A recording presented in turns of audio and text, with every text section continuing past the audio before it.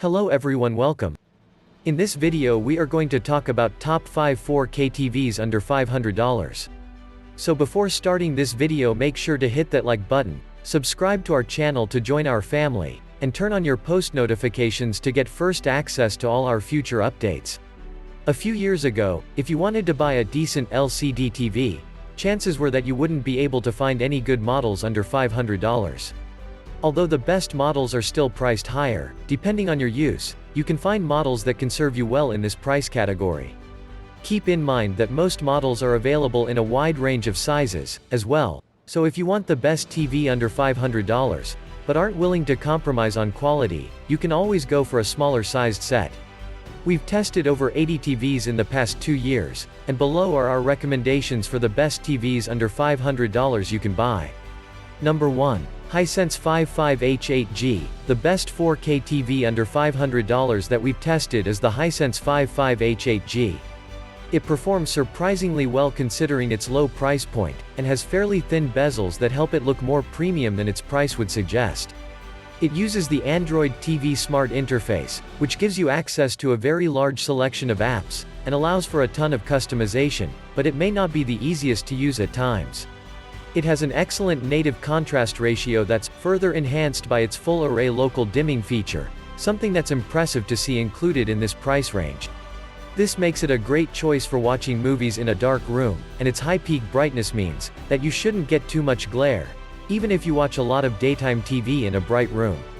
Both casual and serious gamers should enjoy its quick response time, that results in minimal motion blur and low input lag. Unfortunately, like with most models with a VA panel, its viewing angles are quite poor, so it's not the best choice if you watch with a large group of people in a wide seating arrangement. Also, while it's good for HDR content due to its wide color gamut, it can't get nearly as bright with HDR content as some more expensive options, so HDR images don't pop how they should. That said, this is a very good option for its price, and is the best TV under $500 that we've tested. Number 2. Vizio M55Q7 H1. If you do a lot of gaming, then the best TV under $500 is the Vizio M55Q7 H1. It's a good overall TV from Vizio's 2020 lineup, and offers very solid performance in its price range. It even includes advanced gaming features like variable refresh rate, and an auto low latency mode that you would expect to find on higher end models. Vizio's SmartCast interface can be slow and buggy, but it's one of the few smart platforms that's ad-free. While it's limited to a 60 Hz refresh rate, it should be fine for console gamers and casual PC gamers. It also has a good response time with minimal motion blur in fast-moving content, and an exceptionally low input lag, making for a responsive gaming experience. If you prefer to game in the dark, it has an excellent contrast ratio that delivers deep, inky blacks. On the other hand, it only has decent brightness, so you may have some issues with glare in very well-lit rooms, despite its good reflection handling. Unfortunately, even though it's advertised as having HDMI 2.1 ports, they only have the bandwidth capacity of HDMI 2.0. It's also not the best option for HDR gaming, since its HDR brightness in game mode is subpar, so highlights simply won't pop as they should. Finally, while it has full array local dimming, its performance is mediocre, actually lowering the TV's contrast ratio. Still, for a budget TV, this is among the best TVs under $500 for gaming, and most people should be satisfied with it. Number 3. LG UN7000. The best TV under $500 that we've tested with wide viewing angles is the LG UN7000. This entry-level 4K TV is available in a wide range of sizes in this price range, from 43 to 65 inches, so you can get whichever size fits your needs. However, the 50 and 60-inch models have a VA panel, which has a better contrast ratio, and narrow viewing angles compared to the 55-inch model we tested, which has an IPS panel. If you want wide viewing angles, you should avoid those sizes. The models with an IPS panel are great for wide seating arrangements, as you won't lose much image accuracy when viewing from the side. Although this TV doesn't get very bright, it's still a decent choice for moderately, or fairly well-lit rooms thanks to its great reflection handling. If you want to use it for watching cable TV or DVDs, it upscales lower resolution content without any obvious issues. The built-in WebOS is easy to use and offers a ton of apps that you can download. Lastly, it's decent for casual gaming thanks to its low input lag and decent response time. Sadly, one trade-off of having an IPS panel is its low contrast ratio, that makes blacks appear gray when viewed in the dark. It also doesn't display a wide color gamut and doesn't get bright in HDR, so HDR content doesn't look all that different from SDR content. Our unit has some uniformity issues that could get distracting during sports, but this may vary between units. Regardless of these small problems, if you want a TV with wide viewing angles, you should be happy with this one. Number 4. TCL 55S535.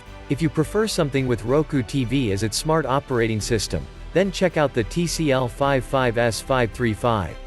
It doesn't get as bright as the Hisense H8G, but the Roku interface is easier to use than Android, and it provides smoother menu navigation.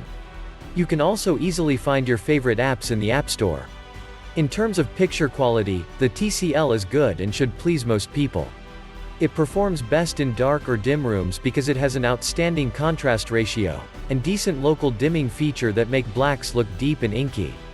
However, it's not the best choice for well-lit rooms, because it doesn't get bright, and the reflection handling is just decent.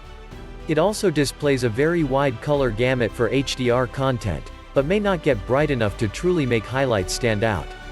If you want the best all-around TV under $500, you should be happy with the Hisense, but if you simply prefer Roku TV, then look into the TCL.